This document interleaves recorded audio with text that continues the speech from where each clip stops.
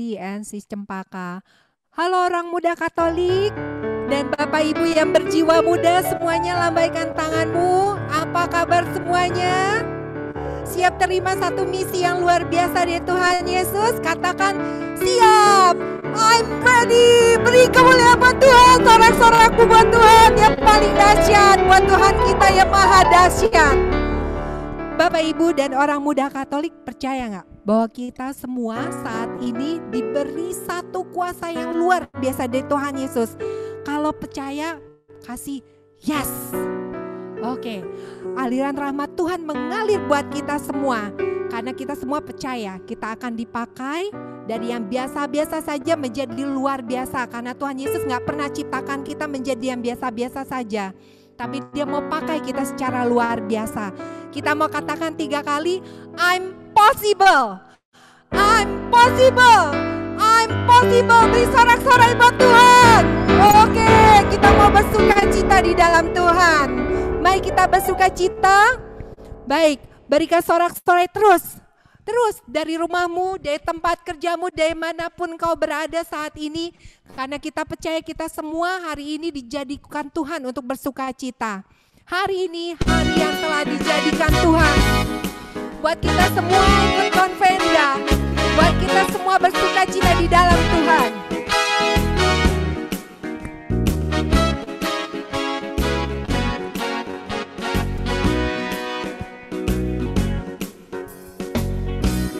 Hari ini hari yang telah dijadikan Tuhan, mari kita bersuka. Jangan lupa kasih senyummu buat Tuhan Yesus. Hari ini hari yang telah dijadikan Tuhan, mari kita bersuka di dalam Tuhan. Bersuka di dalam Tuhan.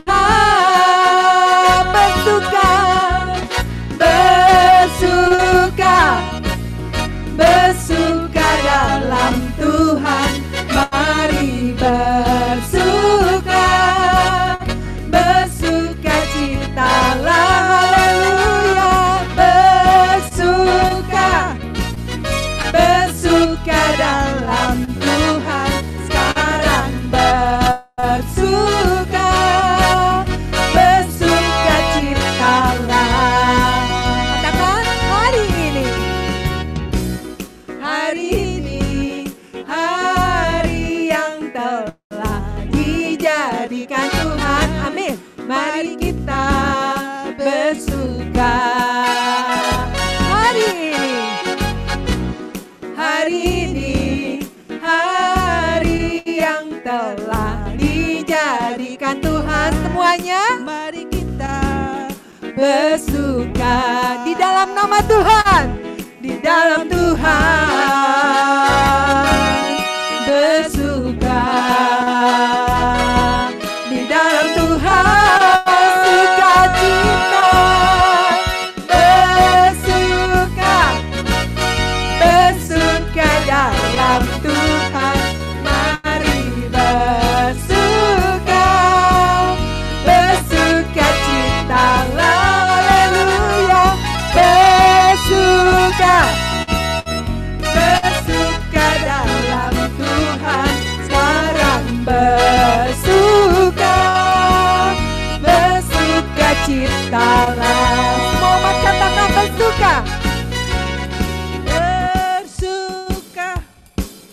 Bersuka dalam Tuhan. Mari bersuka, bersukacitalah. Sukacita, bersuka dalam Tuhan. Sekarang bersuka, bersukacitalah. Sekarang bersuka, bersukacitalah. Sekarang bersuka, bersukacitalah. Kasih sorak-sorai Yesus. Mari kita buat tanda kemenangan Kristus di dalam nama Bapa dan Putra dan Roh Kudus. Amin. Brother and sis semua yang dikasihi oleh Tuhan Yesus Kristus, berbahagia sekali kita semua yang diundang Tuhan pada sore hari ini.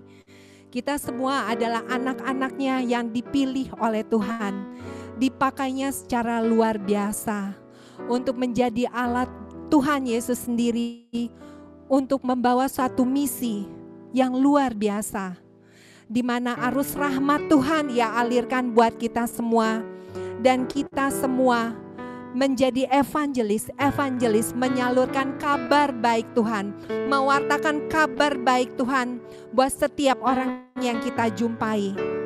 Mari saat ini kita mau memberikan penghormatan buat Tuhan Yesus, karena pada sore hari ini sebentar lagi kita akan mendengarkan suatu pewartaan yang luar biasa yang akan disampaikan oleh Tuhan sendiri buat kita semua. Saat ku menyembahmu, Roh-Mu bekerja. Saat ku memujimu, saat ku memujimu, Kau berada di atas pujian. Saat ku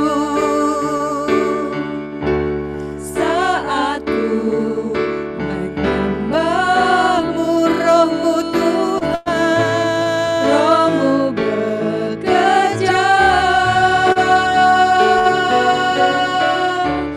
Saat ku memujimu, Kau berada di atas pujian. Ku angkat hatiku, ku pandang kekudusan-Mu. Saat ku sembah, ku puji-Mu, ku rasakan kehadiran-Mu Tuhan.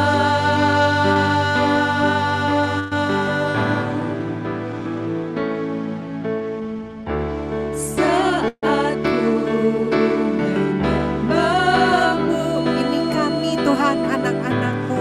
Roh-Mu bekerja. Kami ingin memuji-Mu Yesus. Saat ku memuji-Mu, Kau berada di atas pujian. Ku angkat hatiku, ku pandang kekudusan-Mu. Saat ku sembah,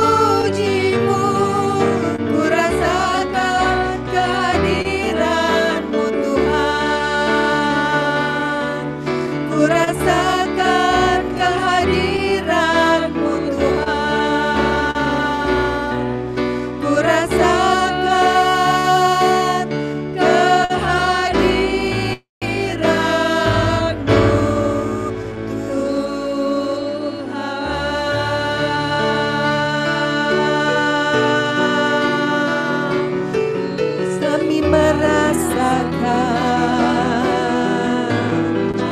kehadiran-Mu Tuhan. Glory, glory, haleluya.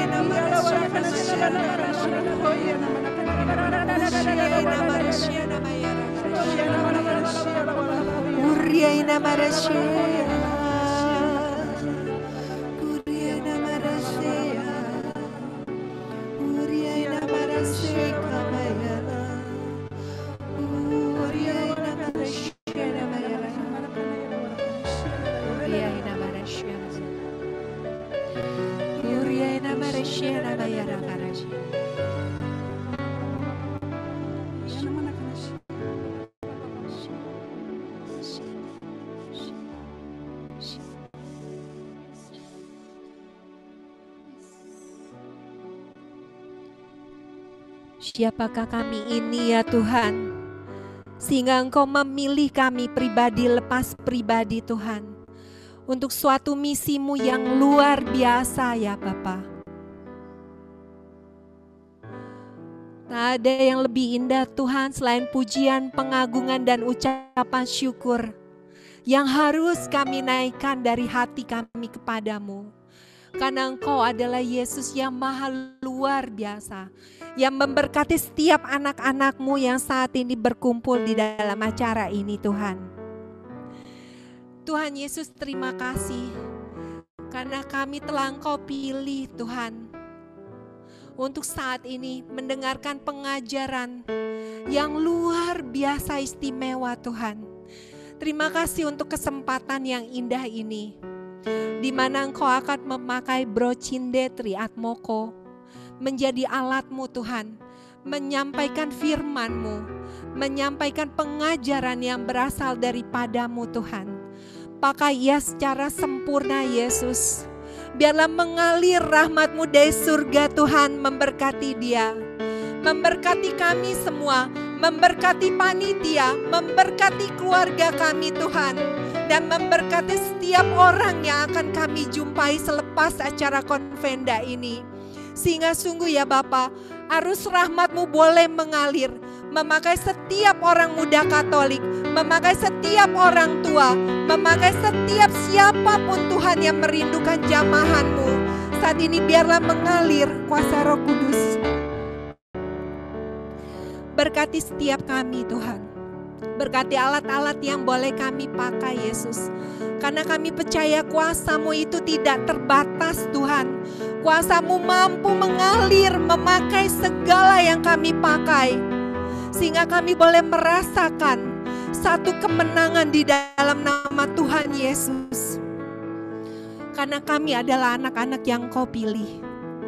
Terima kasih Tuhan Yesus. Berkati kami, satukan hati kami di dalam kuasa Roh Kudus. Karena kami percaya Engkau yang saat ini beracara Tuhan.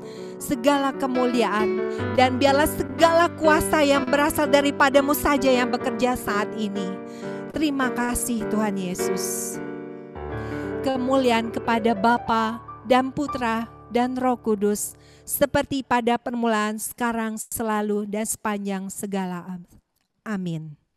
Saya kembalikan kepada moderator. Terima kasih. Terima kasih untuk Sis Lisa dari PDPKK Santo Yosef Sukabumi. Sungguh pujian pembuka yang luar biasa memberkati kita semua.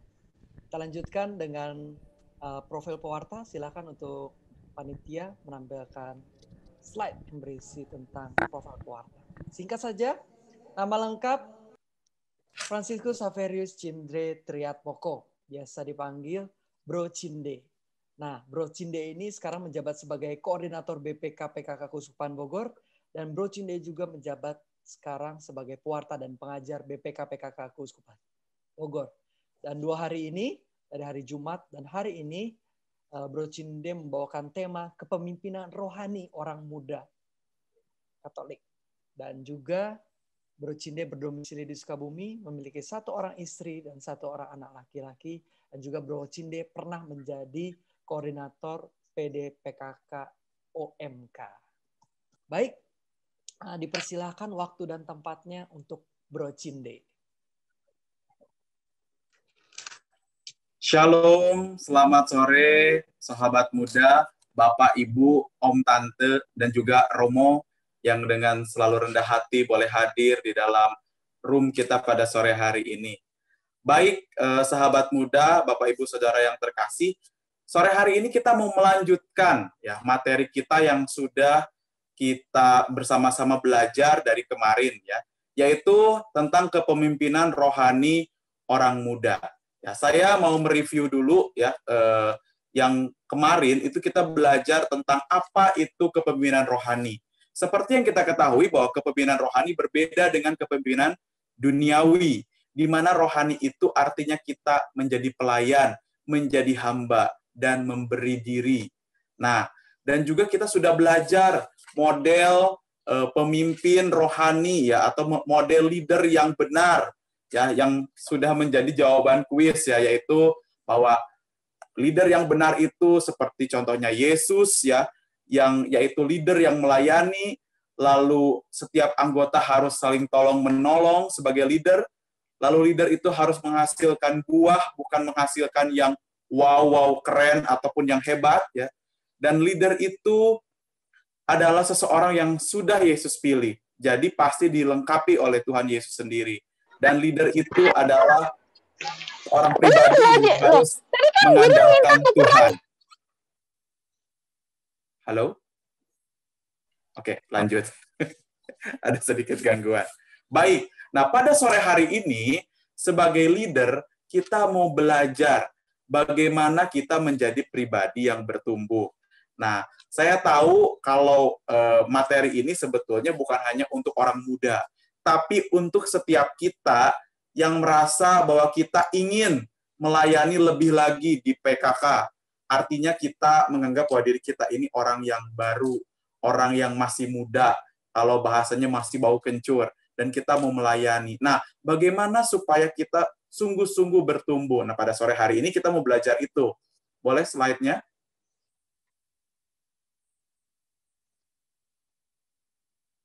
Oke.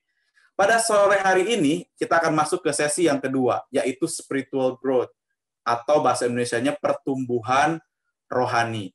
Nah, baik. Seorang leader itu dituntut untuk memberikan prioritas bagi pertumbuhan rohani, spiritual growth. dirinya sendiri. Jadi begini, teman-teman. Ya, namanya kita pelayanan itu seperti kita mainin bola. Sirkus bola itu ya, apa namanya, juggling bola ya. Yang bolanya bisa 2, bisa 3, bisa 4 ya. Semakin jago pemain sirkus, dia bisa mainin bolanya banyak-banyak. Nah, salah satu bola dari kehidupan pelayanan kita adalah perkembangan rohani kita pribadi. Nah, ini yang kadang-kadang dilupakan. Nah, sore hari ini kita mau diingatkan kembali. Maksudnya apa? Ya, ketika kita menjadi seorang pribadi, kita punya kehidupan pribadi yang harus bertumbuh. Lalu kita misalnya berkeluarga, kita punya bola namanya keluarga ya. Lalu kita melayani ya pekerjaan Tuhan, jadi WL, jadi pengurus, ada lagi bolanya. Nah, kalau kita bisa memainkan bola ini dengan baik, maka akan menjadi pertunjukan yang luar biasa memberkati. Tapi kalau kita salah ya, salah satu bola nggak ada yang kepegang, maka kacau balau. Nah, salah satu bola yang kadang-kadang nggak kepegang adalah pertumbuhan rohani pribadi kita. Nah, sekarang kita mau belajar lebih lanjut. Slide selanjutnya. Sebagai seorang leader, kita harus tahu Tuhan itu maunya apa sih pada diri kita sebagai seorang leader supaya kita menjadi bertumbuh. Yang pertama, memiliki kehidupan pribadi yang baik. Nah, ini harus. Pribadi yang baik itu contohnya seperti apa? Banyak di Alkitab ya. Dari Kejadian sampai Wahyu itu adalah teladan kehidupan yang baik. Namun pada sore hari ini, saya ingin teman-teman semua membaca dari 1 Timotius 4 ayat 12, di mana firman ini juga menjadi firman rema kita yang diulang-ulang di sesi yang ke-1, dan mari kita baca lagi di sesi yang kedua ini. Saya minta bantuan Fandi untuk membacakan, boleh? Boleh. 1 Timotius 4 ayat 12, jangan seorang pun menganggap engkau rendah karena engkau muda. Jadilah teladan bagi orang-orang percaya dalam perkataanmu, dalam tingkah lakumu, dalam kasihmu, dalam kesetiaanmu, dan dalam kesucianmu. Terima kasih, Fandi. Nah, dari firman ini, kita diajarkan untuk memiliki kehidupan pribadi yang baik. Ya. Sebagai orang muda atau orang yang baru memulai pelayanan, ya, maka kita harus pastikan diri kita berusaha ya, untuk menjadi teladan. Saya tahu kehidupan itu kan tidak semudah membalikan telapak tangan untuk menjadi orang baik ya. Kita kadang-kadang banyak kekurangan di sana, di sini. Kita juga bukan pribadi yang sempurna. Namun firman Tuhan mengingatkan kita pada sore hari ini. Jadilah teladan. Bagaimana cara jadi teladan? Dikatakan bahwa teladan bagi orang percaya. Di dalam apa? Perkataan. Ya, bagaimana kita punya perkataan yang baik, tidak ngomong kasar, tidak semerta-merta menyakiti hati orang dengan perkataan kita. Perkataan yang memberkati orang lain, bukan malah menjatuhkan. Ya, sebagai seorang leader, kadang-kadang perkataannya itu sangat penting ya. Apalagi ketika kita, misalnya contoh ya, sebagai seorang leader atau pelayanan, kita selalu diminta pendapat ketika seseorang selesai pelayanan. Saya yakin dari PKK Santo Yosef Sukabumi habis ini selalu minta juga, bro, tadi gimana ya pujiannya? Nah, sebagai seorang leader, kita harus bijak di dalam memberikan sebuah pendapat ataupun masukan. Karena perkataan kita itu adalah teladan. Jangan seenaknya jidat ya, ngomong misalnya gini, jelek amat sih lu, misalkan ya. Atau misalnya terlalu lebay ya, bagus tapi lebay banget. Wah, luar biasa Anda. Tidak usah seperti itu. Karena kenapa? Karena ingat, kita harus jadi teladan di dalam perkataan ya. Kita harus bijak di dalam perkataan. Makanya kita minta tuntunan Roh Kudus. Lalu di dalam tingkah laku, ini jelas ya. Nah, sebagai seorang leader, tingkah laku kita juga harus baik, harus sopan ya. Sekali kita tidak sopan, itu dicap sama senior-senior. Emang ini anak tidak sopan gitu ya. Atau kalau kita orang baru, kita pun harus memiliki kesopanan. Ya, karena gimana pun, ya andai kata kita jadi senior, pasti inginlah kita juga dihargai. Maka oleh sebab itu, kita harus menjaga tingkah laku kita. Apalagi di dalam kasih. Ya, kasih ini memang luas sekali. Namun, teman-teman muda, Bapak Ibu, Saudara terkasih, pasti paham bagaimana kita mengasihi orang lain. Di dalam kesetiaan pelayanan, ya, jangan pilih-pilih pelayanan. Aduh, pelayanannya kalau besar, kalau keren, kalau hebat saya mau. Kalau yang kecil-kecil saya nggak mau. Ingat ya, di sesi yang pertama dikatakan bahwa kita harus setia di dalam perkara-perkara yang kecil. Ya, saya lihat hari ini kita yang hadir ada 41. Ya, kalau ceramah umum itu yang hadir sekitar 500, 400 ya. Berarti kira-kira hari ini yang hadir cuma sekitar 9% dari populasinya. Lalu saya tahu bahwa ini adalah sesuatu yang harus kita lakukan. Maksudnya adalah bahwa kita harus tetap setia. Saya tahu teman-teman mungkin berpikir begini, ya di ruang 4 itu sedikit orangnya, nggak seru. Nah, hati-hati kalau teman-teman sudah mempunyai pola pikir seperti itu. Berapapun tetap melayani, ya, karena kita harus setia pada perkara-perkara yang kecil. Maka Tuhan akan memberikan perkara-perkara yang besar di dalam hidup kita. Kesucian itu pasti ya. Anak muda juga harus jaga kesucian. Anak muda itu paling sering ya dikatakan, baik itu di internet, di mana-mana orang mengatakan bahwa dosanya itu rata-rata adalah pornografi. Ya, teman-teman, sahabat muda ya, salah satu cara supaya kita betul-betul hidup kudus itu ya harus berlatih. Nah, caranya gereja sudah kasih tahu, yaitu berpuasa dan berpantang. Kalau teman-teman adalah seorang pribadi yang masih tanda kutip ya pikirannya kemana-mana, cobalah berpuasa dan berpantang. Pasti pada saat itu kita akan berlatih bagaimana kita fokus sama Tuhan. Ya, kalau pikirannya itu suka kesini kesana yang aneh-aneh, ya coba juga untuk ikut retret. Karena semakin kita dekat dengan Tuhan, maka sungguh Roh Kudus akan semakin bekerja atas setiap kita. Dan kesucian kita sebagai orang muda akan terjaga. Nah, hati-hati juga yang lagi pacaran, ya teman-teman. Ya, karena kadang-kadang saya lihat ya, kalau anak muda udah pacaran, itu sudah, sudah tidak ada sopan santun, ya. Sudah aneh-aneh dah, ya kalau saya lihat ya.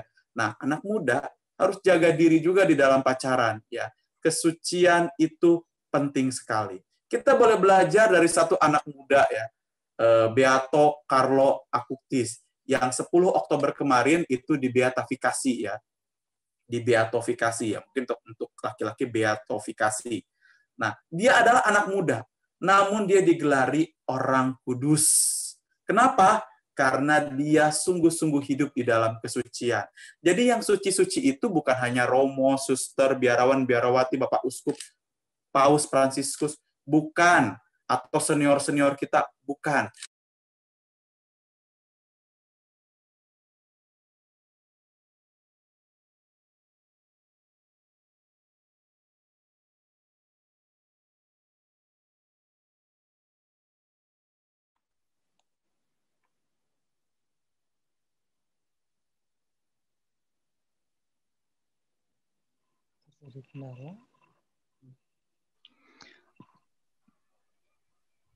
Bro Fandi? Ya. Di Bandung sih hujan cukup deras, jadi mungkin sinyal ada sedikit keseruan. Jadi kalau Bro Fandi mau kuis dulu atau mau apa, silahkan. Siap-siap. Mungkin terjadi sedikit kendala di jaringan Bro Cinde. Kita lanjut kuis terlebih dahulu ya. Oke, saya masih punya sama kuisnya seperti yang tadi. Kita masih kuisnya itu tebak siapakah aku ini. Nah, kita selagi menungguin Cinde, boleh Bro Ensis menjawab.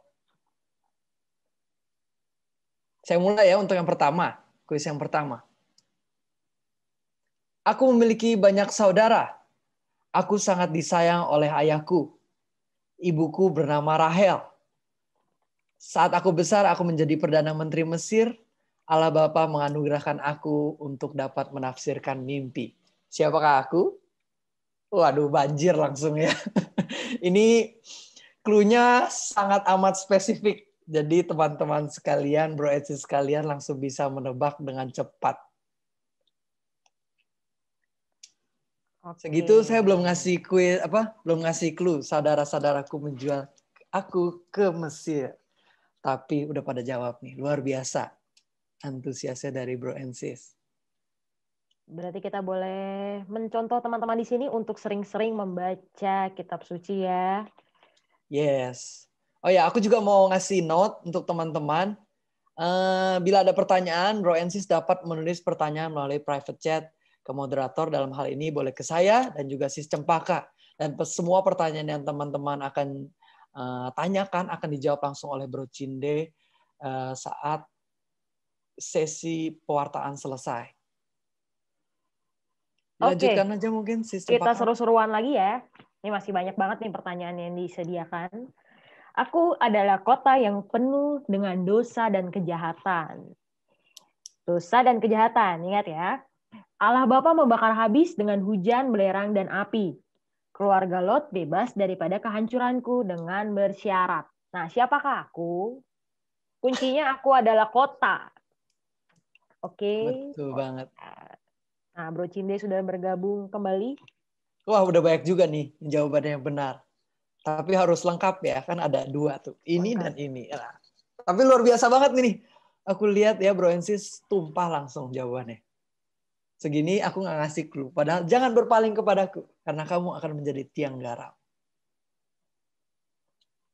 Kita masih menunggu Bro and Sis. Waduh, clue terakhir tadi aku kasih tahu langsung lebih banyak lagi yang jawab. Baru ngeh kayaknya, Bro. Iya. Langsung berpaling kepadaku gitu ya. Semua jadi tiang garam. Iya. Selagi kita masih menunggu Bro Cinde ya. Masih banyak pertanyaan.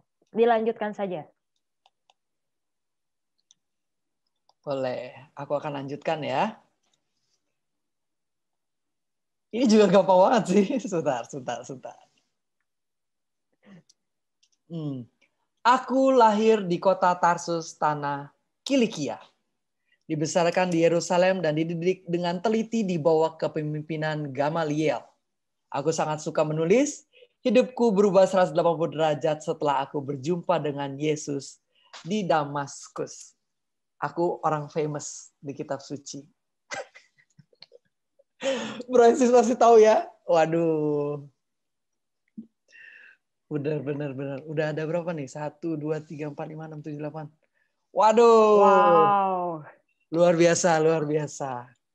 Betul banget. Aku adalah orang dari Tarsus. Oke. Kita lanjutkan. Ini adalah suatu tempat. Tempat ini familiar sekali. Kalau sekarang kita melakukan ini di gereja, zaman dahulu kita melakukan ini di tempat ini nih. Aku merupakan sebagian batasan antara Israel dan Yordania. Aku merupakan tempat di mana bangsa Israel melintasi ke tanah perjanjian. Kuncinya tumpah nih. Si pria ganteng Yesus itu dibaptis di tempatku. Hayo. Ini pertanyaannya gampang banget deh. Tempat. Yesus dibaptis di tempatku. Kalau biasa sebenarnya kita udah ada clue juga tadi. Yesus di sini nih.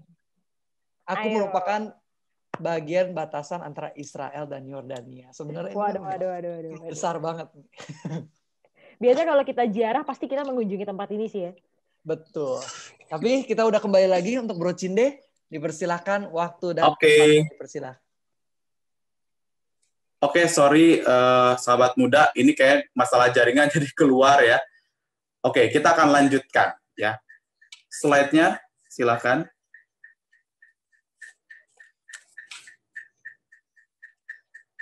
Baik. Memiliki kehidupan pribadi yang baik itu artinya kita harus beretika. Beretika itu dikatakan bahwa di mana bumi dipijak, di sana langit dijunjung. Kita pun harus sungguh-sungguh menghormati setiap orang dimanapun dan siapapun. Itu penting banget. Yang kedua, apa yang Tuhan harapkan dari seorang leader? Boleh slide-nya? Nah, apa yang Tuhan harapkan dari seorang leader? Bahwa seorang leader itu harus terus belajar tentang ajaran Kristen. Ya, salah satunya adalah kita setiap hari harus baca kitab suci. Itu wajib, harus ya. Minimal bacaan harian. Kalau teman-teman gabung di grup baca kitab suci dan sebagainya, itu sangat bagus banget. Nah, tapi beruntungnya kita di PKK, di Pembaharuan Karismatik Katolik, kita mempunyai yang namanya jenjang pembinaan. Ini sebagai sarana juga untuk kita belajar tentang ajaran Kristen. Coba saya ingin tahu, siapa di sini yang sudah ikut SHDR? Lambaikan tangannya. Oke. Yang sudah ikut pertumbuhan, lambaikan tangannya. Basic Christian Maturity, lambaikan tangannya. Pemuritan, lambaikan tangannya. Oke. Capsep, ya, lambaikan tangannya. Ada letret luka batin. Luka batin jangan lambaikan tangan ya, nanti ketahuan sebagai orang yang luka batin. Tapi enggak ya. Yang namanya orang ikut retret luka batin itu bukan selalu harus luka batin ya. Tapi betul-betul dia ingin menyempurnakan hatinya yang mungkin juga ada masalah ya, supaya lebih baik lagi menjalani kehidupan.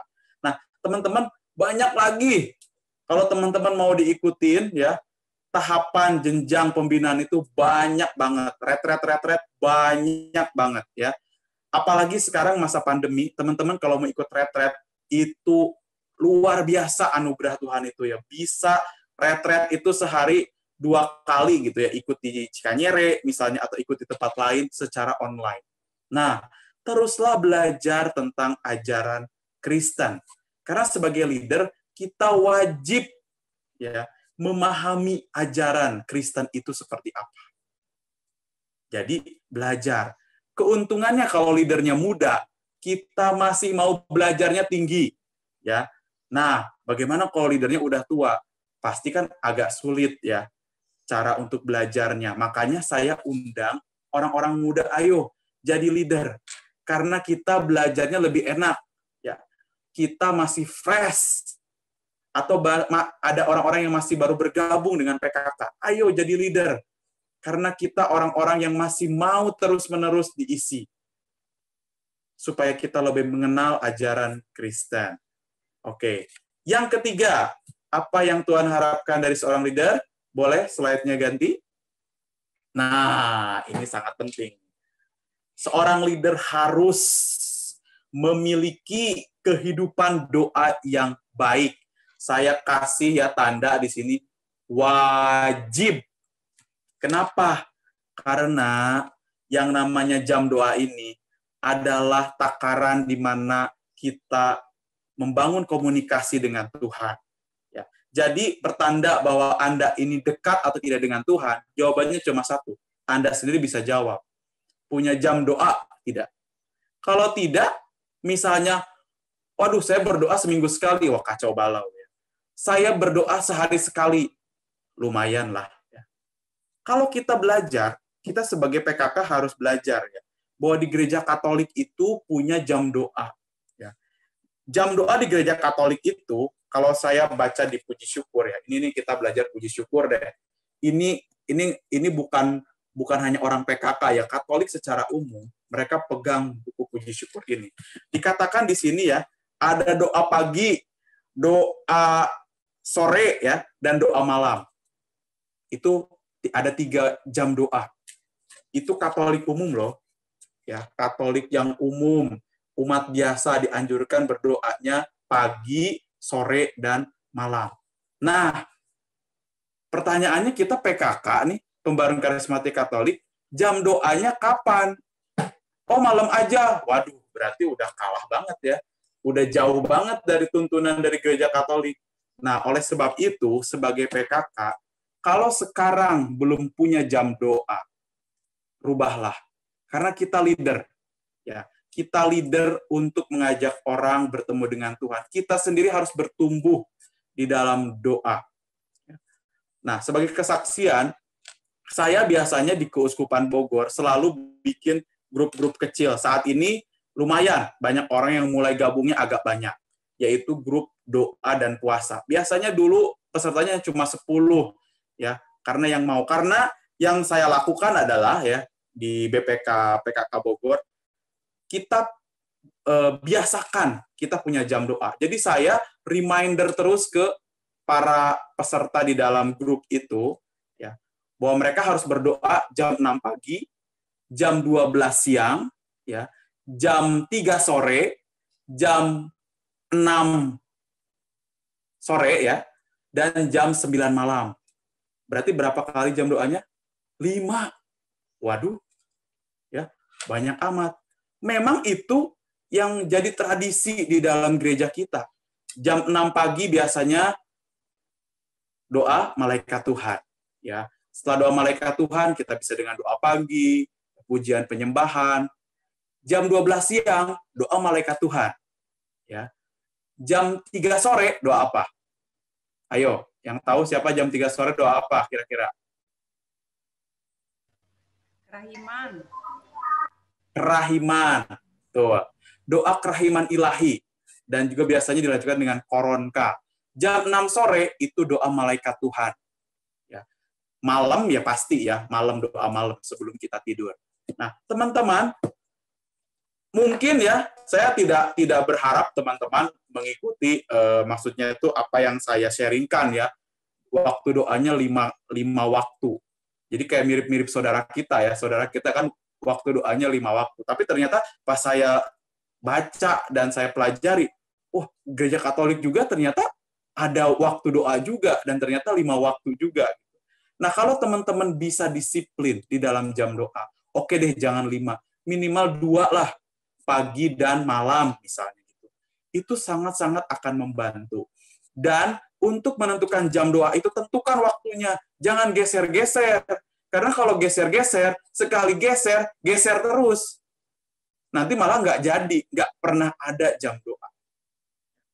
Ini sesuatu yang harus teman-teman mulai lakukan. Ya, saya tidak akan tanya siapa yang punya jam doa atau tidak ya. Teman-teman bisa bertanya, aku sudah punya jam doa belum ya? Kalau belum punya, mulailah. Kalau bingung doanya apa? Nih, saya kasih tahu, ada puji syukur. Kalau kita orang PKK, tambahlah nyanyian pujian penyembahan ya supaya kita boleh menyembah Tuhan. Kalau bingung doanya apa lagi? Ada puji syukur. Ya. Jadi kita sebagai orang Katolik itu betul-betul sangat-sangat dipermudah oleh gereja untuk lebih dekat dengan Tuhan. Boleh lanjut lagi ke slide berikutnya?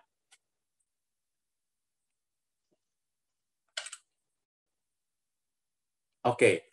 Nah, yang keempat, sebagai leader, apa yang Tuhan harapkan kepada kita sebagai leader?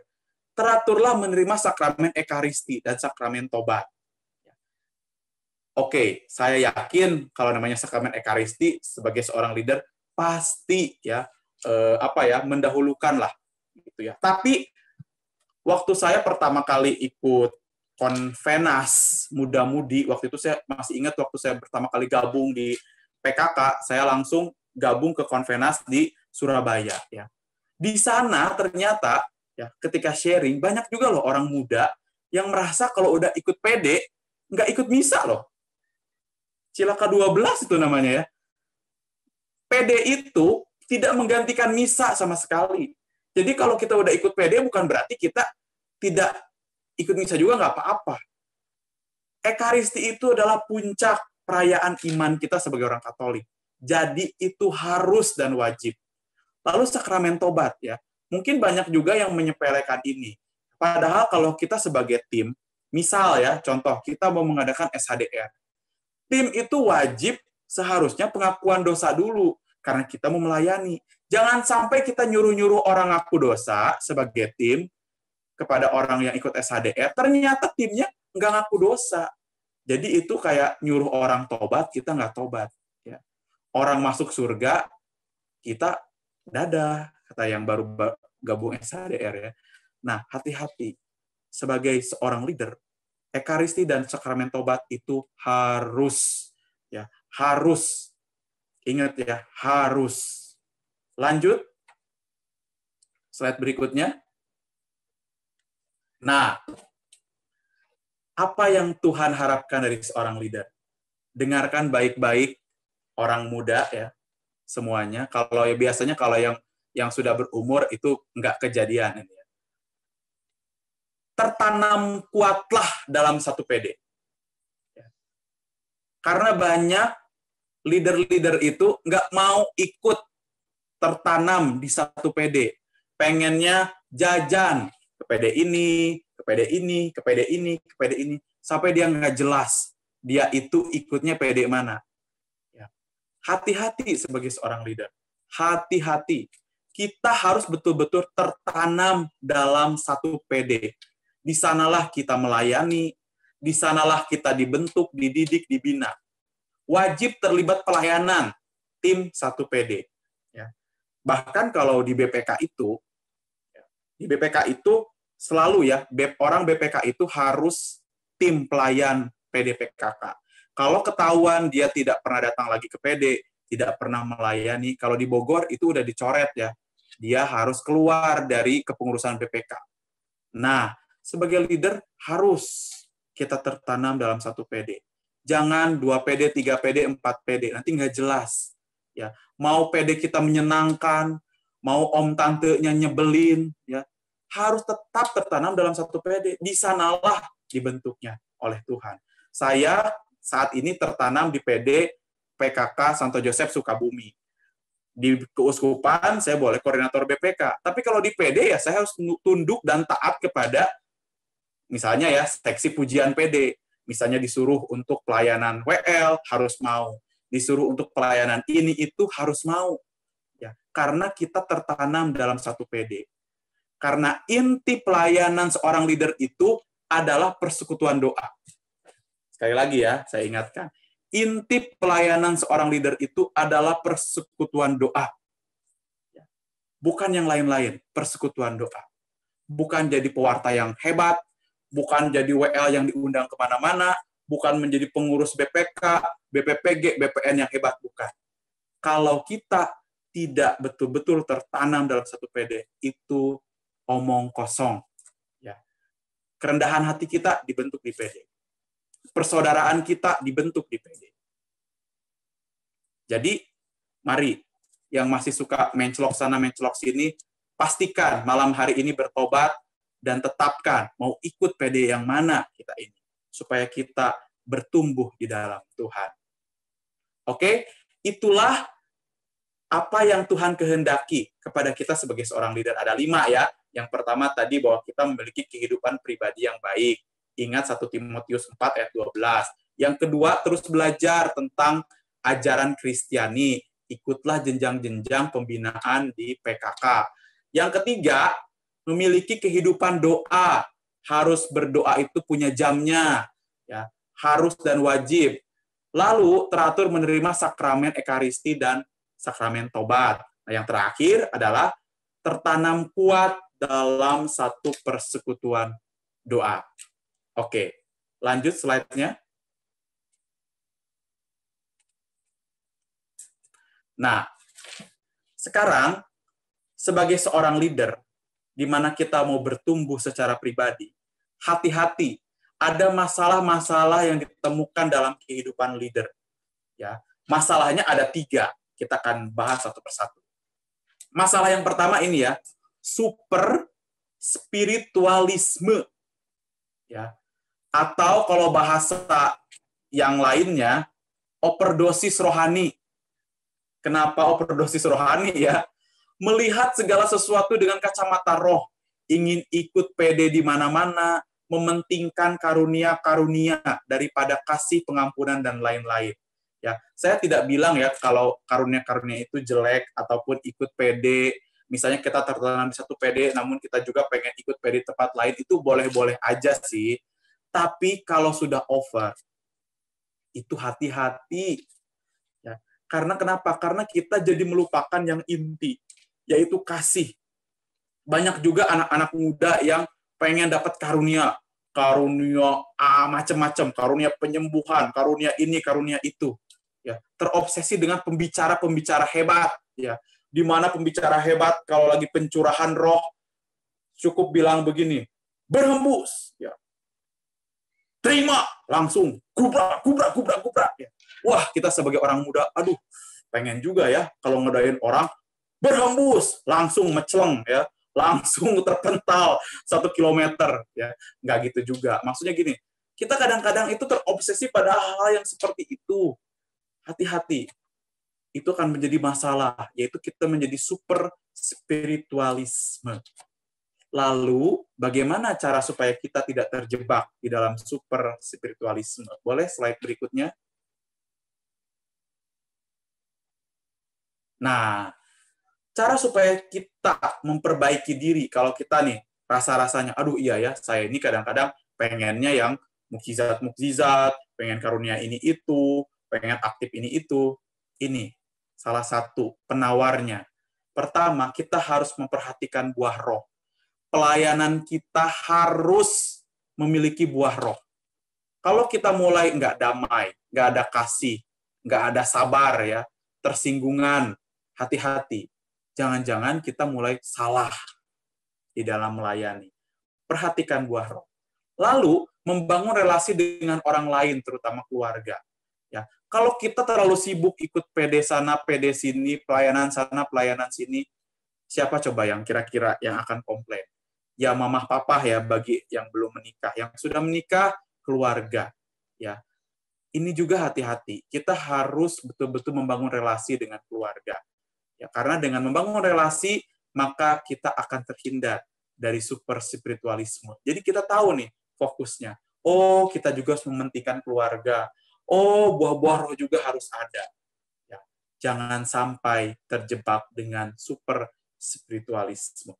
Masalah yang kedua, slide berikutnya.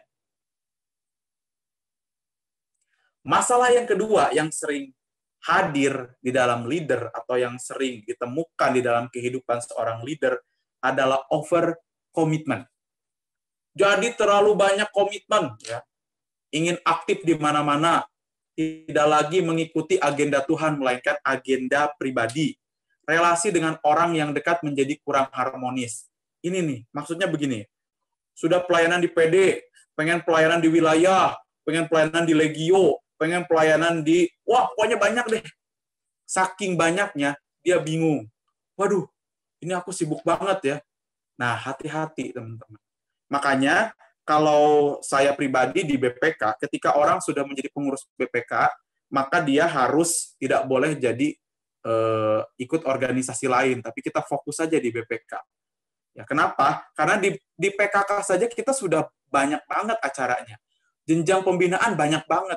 Jadi kalau ikut sana-sini itu nanti jadi malah over commitment. Ya, tapi kadarnya silahkan. Teman-teman muda, Bapak Ibu, bisa mengukur. Saya udah over commitment nggak ya? Atau belum? Nah, bagaimana supaya kita tidak over commitment? Boleh slide ya berikutnya? Nah, cara memperbaiki over commitment adalah, ingat ini, kita tidak dapat mengatur waktu. Kita hanya bisa mengatur prioritas. Waktu itu memang udah 24 jam. Nggak bisa kita doa syafaat, ya, penyembahan supaya lebih dari 24 jam, nggak bisa. Waktu itu cuma 24 jam. Yang kita bisa atur bukan waktunya, tapi skala prioritas. Kita mengatur prioritas kita apa. Nah, mulailah sekarang bertanya, yang menjadi prioritas aku apa? Nah, yang tahu adalah masing-masing dari kita. Kalau memang keluarga, prioritasnya silahkan keluarga. Kalau memang misalnya, aduh aku pekerjaan ya, silahkan juga pekerjaan. Ya. Pelayanan itu, kalau memang belum betul-betul ya, belum betul-betul jadi prioritas, coba perbaiki dulu prioritas-prioritas utama kita. Nah, walau kita jangan sampai jadi alasan juga ya, wah kan saya keluarga, apa-apa keluarga, nggak bisa pelayanan gara-gara keluarga. Jangan juga, ya. Tetap kita harus mengatur prioritas. Ada waktu keluarga, ada waktu pelayanan. Ada waktu belajar, ada waktu pelayanan. Ada waktu bekerja, ada waktu pelayanan.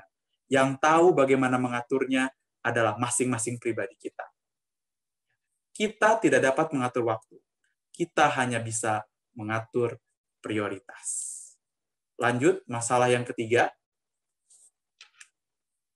Nah, masalah yang ditemukan dalam kehidupan leader yang ketiga adalah emosional, atau sering disebut juga sumbu pendek.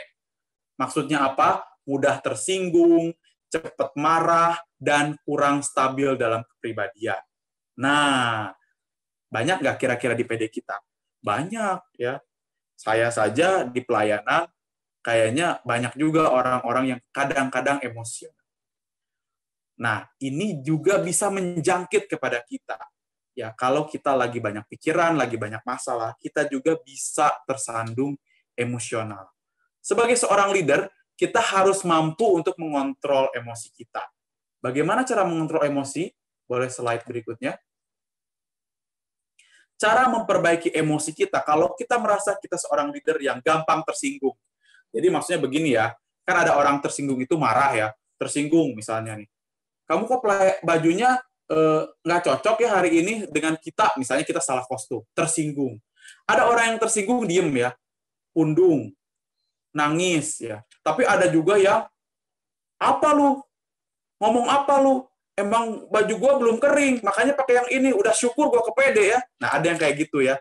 Tapi dua-duanya sama, emosional. Ada yang marah-marah emosional, ada yang nangis emosional. Intinya tersinggungnya itu ya. Nah, kalau kita adalah pribadi yang mudah tersinggung, ini cara yang terbaik. Yaitu ketika kita merespon sesuatu, jangan langsung meleduk ya, jangan sumbu pendek, tapi diam dulu sesaat ya. Dengarkan dan jangan cepat mengambil keputusan ketika sedang emosi. Di dalam Yakobus 1 ayat 19 dikatakan bahwa setiap orang hendaklah cepat untuk mendengar, tetapi lambat untuk berkata-kata, dan juga lambat untuk marah. Jadi ini ya penting banget. Teman-teman kalau lagi keserang emosi, ingat ini. Diam, dengar dulu, jangan cepat mengambil keputusan ketika sedang emosi. Karena kalau sedang emosi, banyak banget pengalaman saya teman-teman di pelayanan. Dia akan dengan mudah ngomong begini.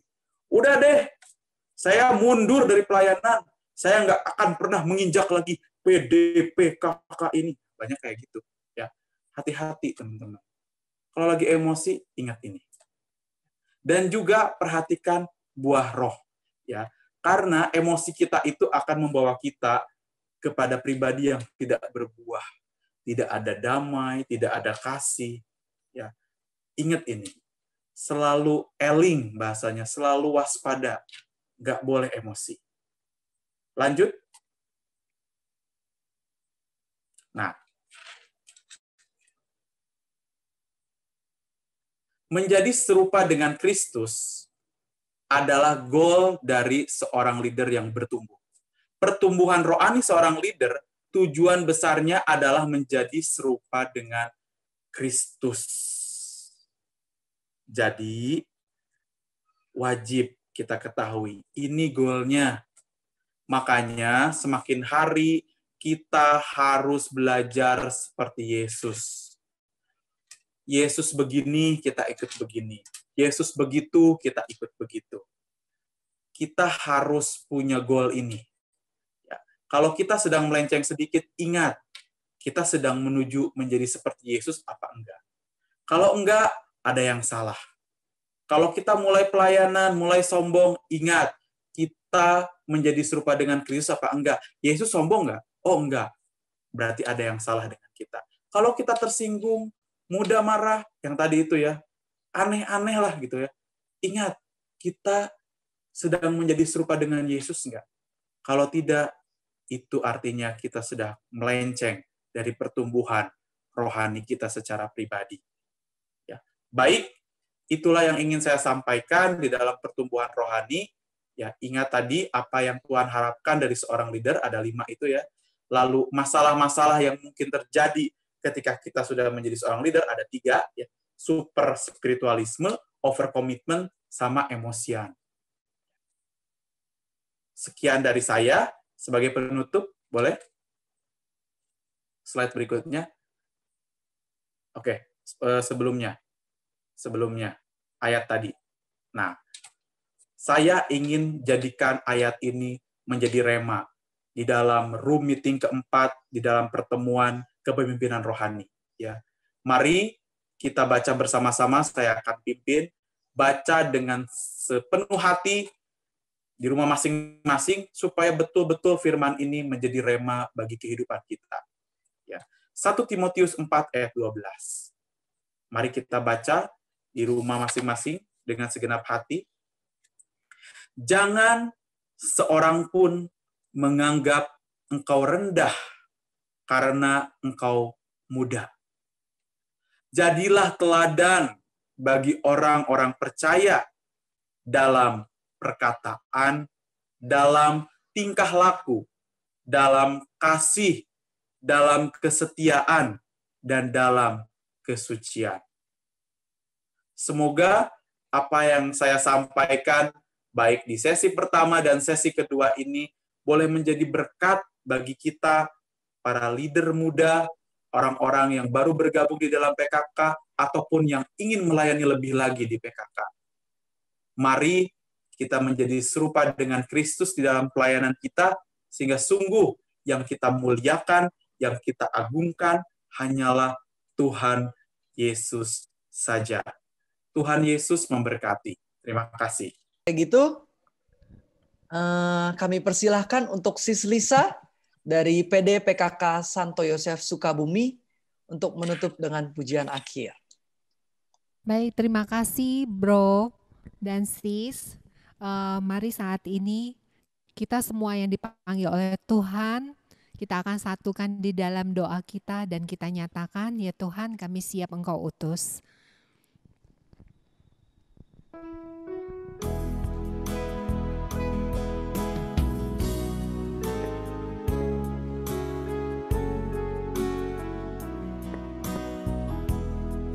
Kau telah memilihku. Kau telah memilihku sebelum dunia dibentuk. Betapa aku bersyukur padamu, ya Tuhan Allahku. Kau telah memanggilku sebagai alat kerajaanmu. Betapa aku bersyukur padamu atas perbuatanmu.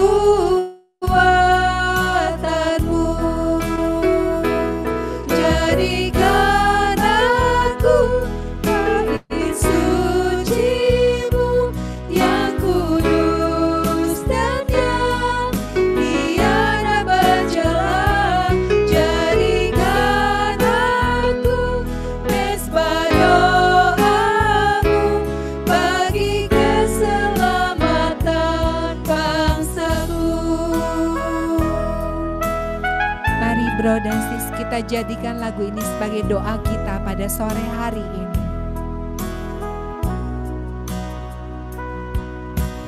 Kau telah memilihku sebelum dunia dibentuk. Betapa aku bersyukur padamu, ya Tuhan Allahku.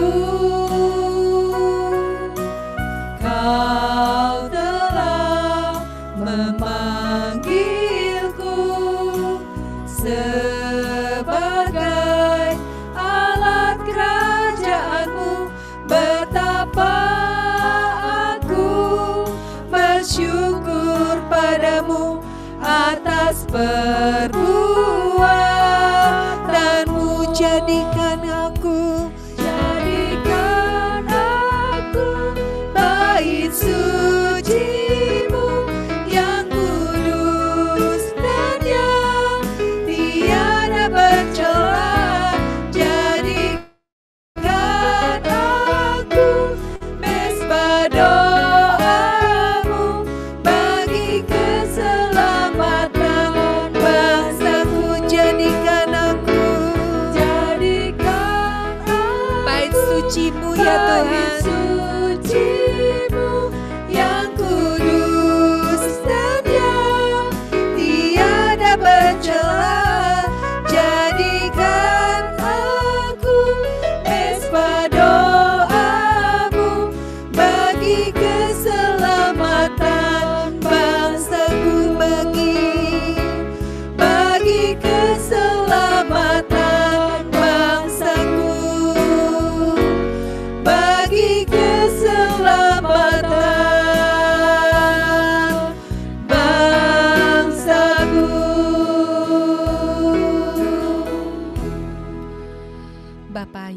kami puja dan kami puji di dalam nama Tuhan Yesus Kristus.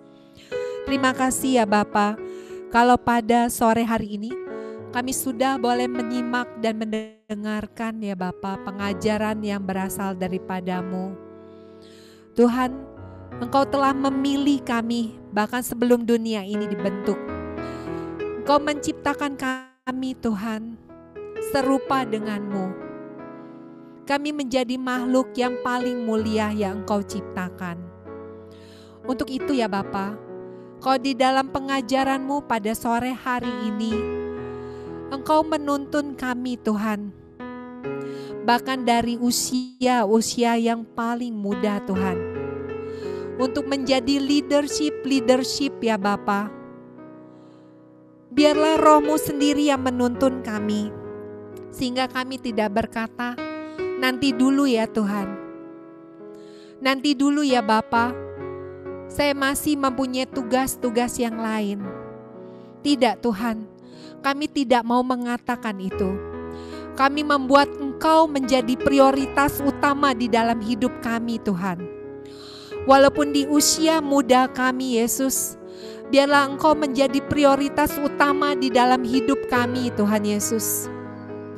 Karena sungguh hanya Engkaulah Allah yang sanggup memimpin kami, yang sanggup membentuk kami dengan bentuk yang paling baik, dengan bentuk yang paling sempurna Tuhan, yang bentuk yang paling luar biasa Yesus. Karena rancangan-Mu adalah rancangan damai sejahtera buat kami. Karena itu ya Bapa, biarlah aliran rahmat-Mu Tuhan mengalir memenuhi setiap hati anak muda Tuhan Yesus. Dimanapun kami berada. Hati setiap banyak jiwa-jiwa Tuhan Yesus. Sehingga sungguh Tuhan, kami yang sudah Engkau penuhi dengan aliran rahmat-Mu ini, mau kami sebarkan Tuhan kemanapun kami Engkau utus.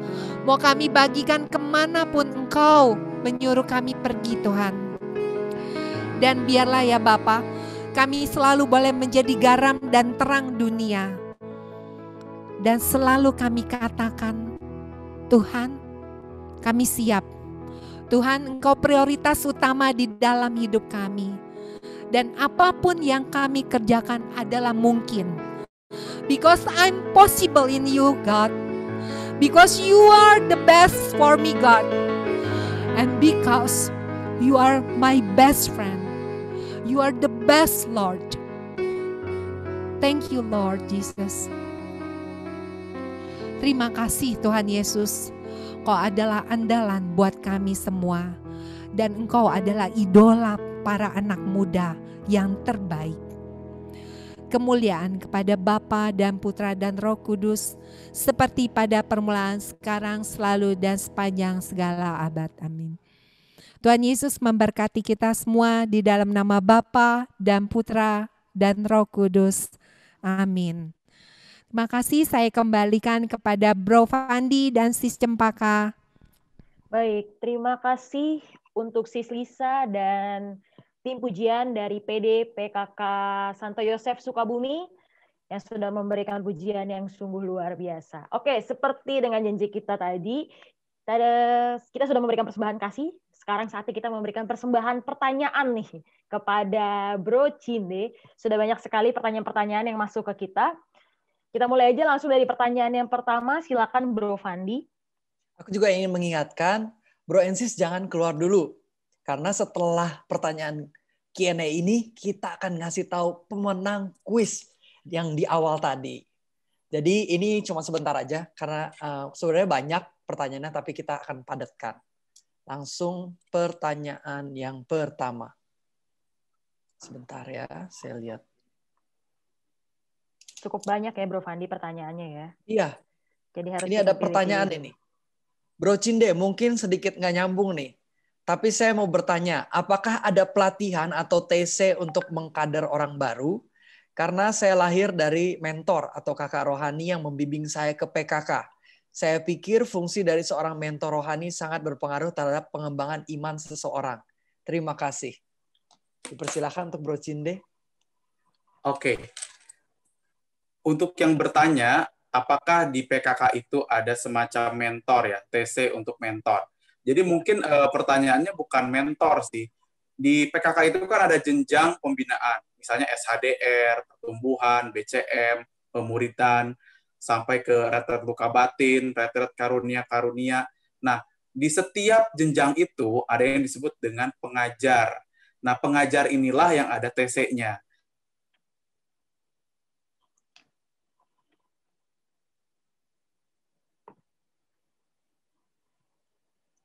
Oke, halo Bro Cinde.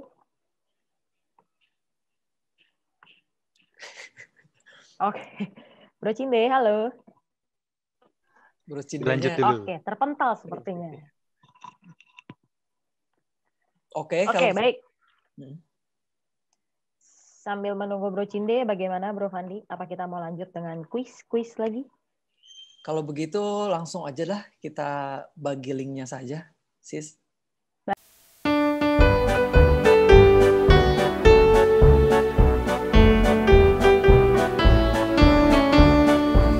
Aliran rahmat telah dicurahkan untuk mengalir ke seluruh dunia, memanggil kita berdiri bersama untuk bekerja mewartakan kasih-Nya. Jangan takut, jangan gentar, jangan enggan bagikan kasih Tuhan, melayani dengan sukacita, karena engkau bukan dapat mahkota. Jangan takut, jangan gentar, jangan enggan bagikan kasih Tuhan, melayani dengan sukacita, karena engkau bukan dapat mahkota.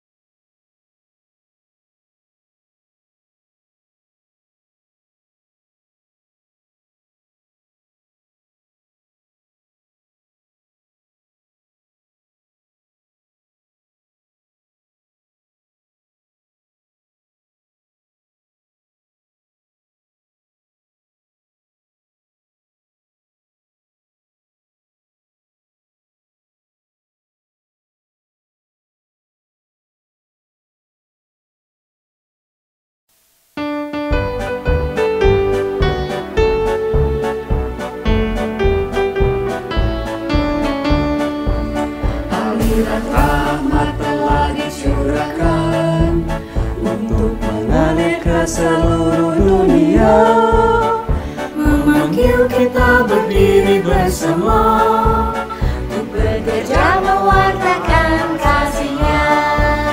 Jangan takut, jangan gentar, jangan enggan bagikan kasih Tuhan, melayani dengan sukacita, karena Ku tahu bukan dapat mahkota. Jangan takut, jangan gentar, jangan enggan bagikan kasih Tuhan,